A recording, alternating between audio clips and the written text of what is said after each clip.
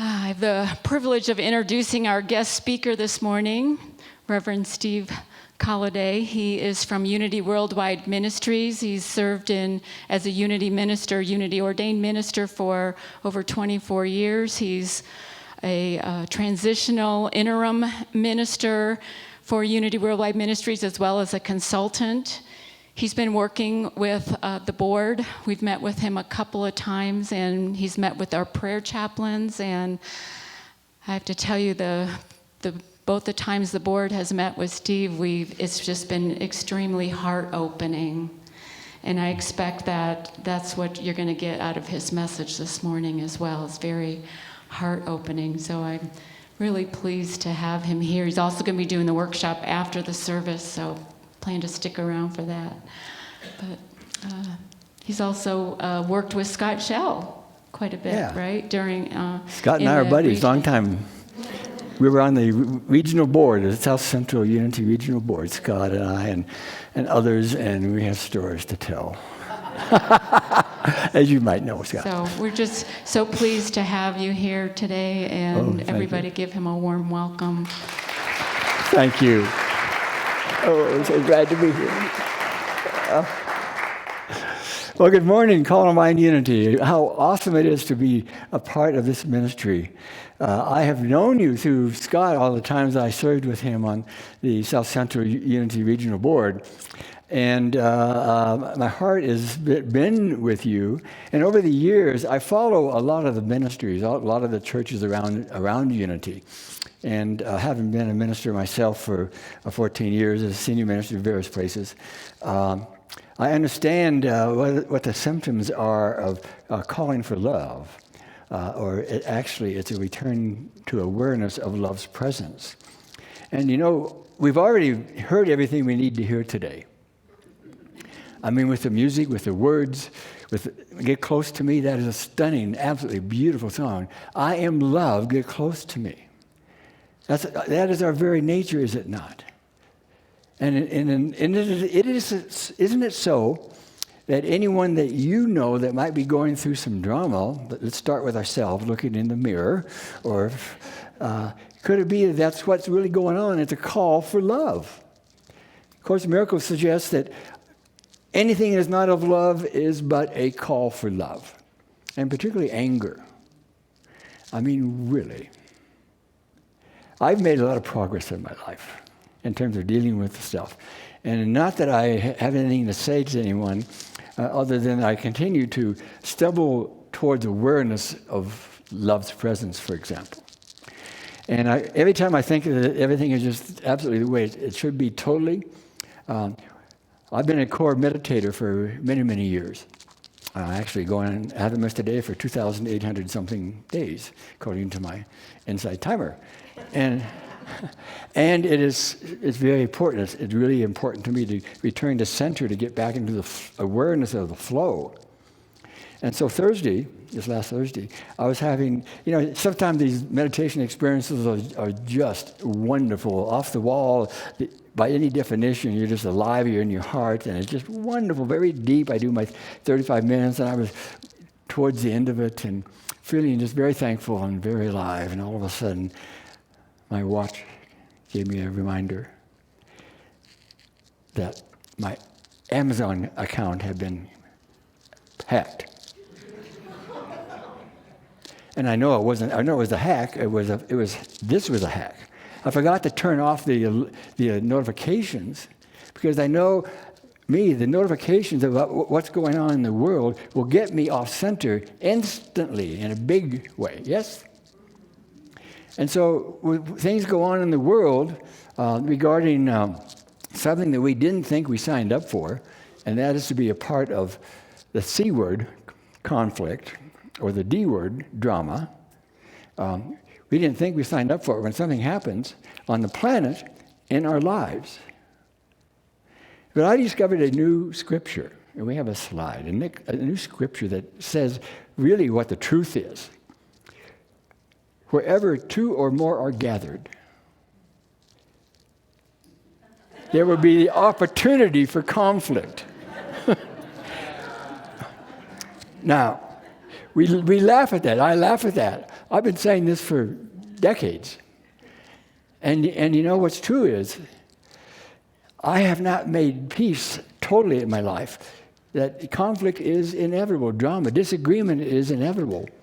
Because what's really true is as I pay attention to my life, is this life in the human form, everything is primarily a projection on my part, projection of what I thought, what I believe, what I want to see, what I've been taught.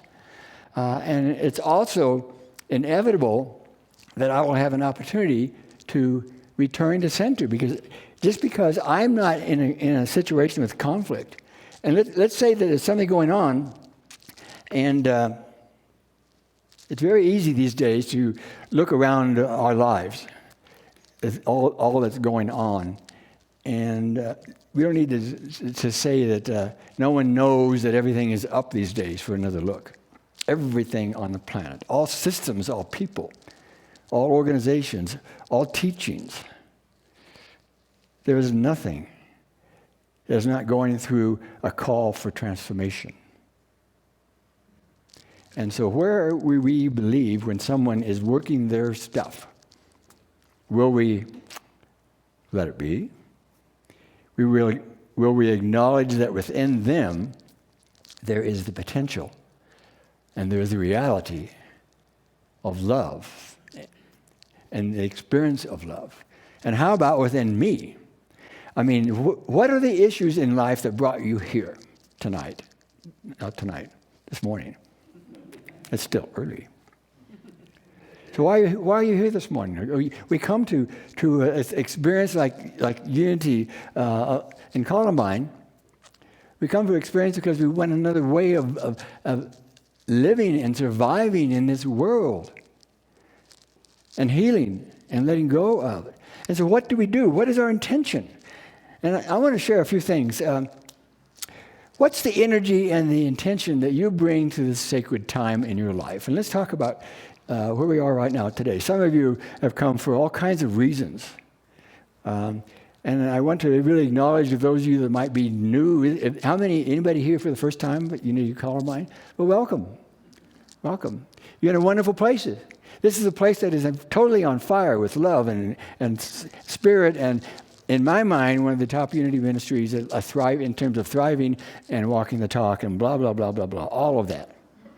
And so, welcome here. And so, we have all kinds of reasons for being here. So what is your intention? What's the energy and intention that you bring to this sacred time of change? Now, there's a lot of, in that word, I've put in front of change the word sacred. Now, do you believe that for yourself? Think of one of the reasons you came here, or what has been a real hot, very difficult challenge for you to see peace in and to overcome.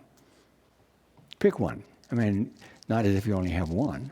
Or maybe it's someone that does not. So, what is your spiritual intention? And will you see this through the lens of love eyes, your eyes? What is your intention? What's the intention that you bring to this place? And so that's a suggestion of it. So what are we talking about? One of the takeaways for today might be, well, I have an intention of being more aware of when I'm called to move into seeing this as sacred change. And is my response going to be sacred? And so sacred change and sacred intentions can be, and I want to give you a few suggestions. Not that you don't know this, but it's something for you to pay attention and come up with something on your own. The sacred intention of it is to honor the sacredness of this time of change. And just because we're off center in our lives and in a relationship, and I've given up on politics, I've given up on someone at work, someone in my life, current, past, or perhaps word future, or someone in this ministry, in this church, I've given up. What's your intention? Is your intention to honor the sacredness? There's a call for moving into an awareness of sacredness. And then am I very willing to immediately apply for and apply all the principles that we teach in unity in the midst of change? And so what is our immediate response? Is there a response which might suggest there's some mindfulness around, I really need to take a moment and breathe and do what I know how to do? And I also want to get back to seeing this and seeing another way of looking at this. There must be another way of looking at this. And so, when you look into what you call your shadow, now in some ways we get into some psychological terms, and I have a background in a lot of that. And none of us want to do shadow work. And particularly, we say we don't go to church to work on shadow work. What is a shadow? A shadow has many definitions, but a brief one for today. And I say that for today because it changes tomorrow for me. The one is, shadow is a place where I am not aware of the majesty of the magnificent possibilities in my life or in others or in this situation that seems absolutely horrific and impossible.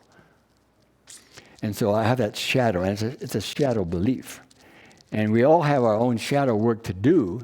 And if you have some kind of experience with some personal growth reading and so on, you know what that's about. And it can be painful, and it's something we push away, and it's something that's unconscious in so many different ways. And another thing that happens is that those of us on a path like a spiritual path, you may have heard of something called spiritual bypassing. And we laugh at it and I laugh at it because I've taught this. I say, well, hell, this is talking about me. What happens with a lot of us, and some maybe you could say it's with the unity people, we laugh about it, and it's sort of like, well, I feel so good, and I'm not going to let this get in my way. And there's nothing that I need to do, and I'm just going to pray. I'm going to take it into prayer. And we pray, and we get off center, and we don't do the work that is ours to do. And what is ours to do is to dive into, okay, what part of me is calling for healing? If I'm seeing it out there in our community, in our planet, and in my life, and in others, it's work for me to do. And that also relates, do we have an intention of embracing the divinity in all? Now, we may not want to believe it. Unity teaches that we are one in consciousness. There's no separation. And so what do we do with that? Everyone has a spark of divinity within them. What we teach is something that's very difficult for some people to embrace, in that JC, Jesus the Christ, came on the planet not to tell us to do everything that he did. He said, the work that you have done, that I have done, you shall also do, and more of this shall you do. He proclaimed the divinity of all humankind.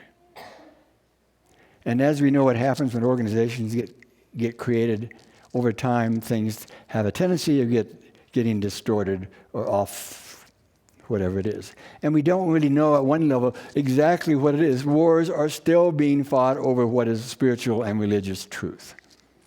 So we're not here to tell you that this is the way you have to believe. But what we're here to tell you is that if you want to believe in a concept as you look in the mirror, that you are a divine daughter or son of God, of the Most High, period. And so is everyone else on the planet, no matter what their behavior. We are not our behaviors. Thank God. For me.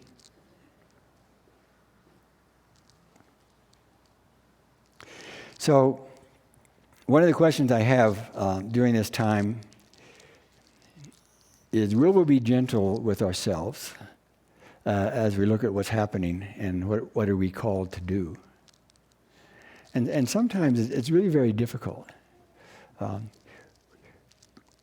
give you an example of how difficult it is to reach out for support. And some of us know it's very, very possible. I would ask, I'm not going to ask everybody to raise their hand here, but when I'm with a group of ministers, I sometimes will do this. because it's been quite a journey for me to be able to reach out. And one thing I do know from all my time being involved with Unity, when I first heard about Silent Unity, the 24-hour prayer ministry, it's free for everybody. Millions of people around the planet have called in for prayer support for themselves or for others. And so the idea of putting prayer in your life and action makes all kinds of sense. It was beautiful what we heard this morning, that what our children are learning today, relearning, and what we could be learning and relearning, is our thoughts have creative power. Our thoughts have creative power. So, if I believe in the power of prayer, I ask a group of ministers, well, how many of you call Silent Unity and say you call Silent Unity for prayer support for someone else in the last month? Most hands would go up. And then I say, well, how many of you have called Silent Unity for yourself in the last month?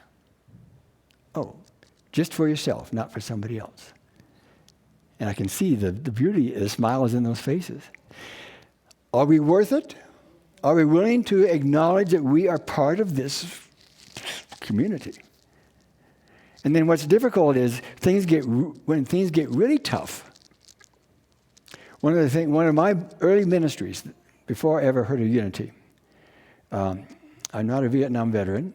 During the Vietnam era, I had a medical deferment and did not go to the war, which I was not in favor of the Vietnam War. And one thing that I learned was how sad it was of all the lives lost. Vietnam and the United States, U.S. lost 58,000 deaths. The time I was living in California working as a consultant for Kaiser Permanente, and I had background in counseling and thought I was going to be a therapist, but I shifted to organizational psychology. Who knew? And so I read an article in the LA Times that said there were 60,000 suicides in the 4 years after the war ended. That stunned me. Popular media that I was reading didn't pick that up. And the article mentioned, the focus of this article was the vets came back, weren't getting the kind of treatment they wanted for PTSD, for post-traumatic stress, and they started their own storefront walk-in counseling centers, and when possible they would hire a therapist or just do rap groups. That's what it was. And there was one of these Vietnam vet centers in Carson, California, near where I lived, and I decided to stop by there. And I walked in, and the team leader, his name is Tom, I said, yeah, I'm not licensed, but I have a lot of counseling training. I'd like to support anything I can do to help you folks. And he said, well, yeah, it's funny you come in, because next week we're starting a new combat rap group for veterans that just came back to this country. And I breathed, and I said, oh, fuck, me? I don't know what to do. And so I said, yes. I said yes. And there were 12, 15 guys there, and it was beyond words. It was stunning. It was horrific. It was horrible. I was in tears. They were in tears. It seemed like hopelessness. And yet it was something that got me. And so that became my ministry over the years. Even when Tom, I later found out, he committed suicide, the team leader of that ministry. Every place I've lived, I've checked into a vet center. At the time before HIPAA, I would be able to be involved at a different level. And to this very day, I still continue that kind of work. That's my ministry.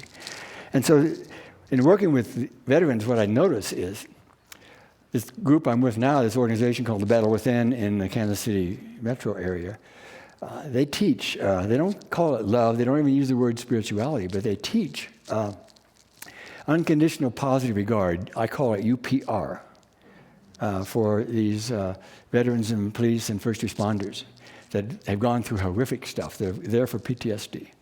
Unconditional positive regard.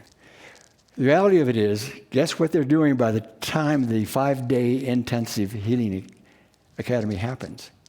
Groups of 5 to 15 people. They are calling each other, I love you, brother. I love you, sister. They use the word love. They return to awareness of love's presence. And so one of the questions is, and I continue to serve them as a mentor. It's a powerful, wonderful ministry for me. And so it occurs to me, well, we do sing this song, "Let there be peace on earth." And let it begin with you, with somebody else. I'd be at peace if it wasn't for you. Or maybe it's yourself that you haven't forgiven yet. One church I once served, they wanted to change the words to, "Yes, there is peace on earth." And yes, it begins with me. And so, we all have all the tools, all the support that we ever need, the resources we need. And I think we know that. And so this too, not only shall pass, but has passed. And so let's congratulate ourselves and be easy on ourselves and be gentle on ourselves and say, yes, we let it be. The beingness is what it's all about. And so I say thank you for your time this morning and for seeing you and getting the energy of Unity Columbine. Wow, I really sense the difference you're making in your lives and in other lives. It's very contagious. And so when you're making a choice for love, it's a choice for everyone. So thanks for your choices. Thanks for choosing love. God bless you.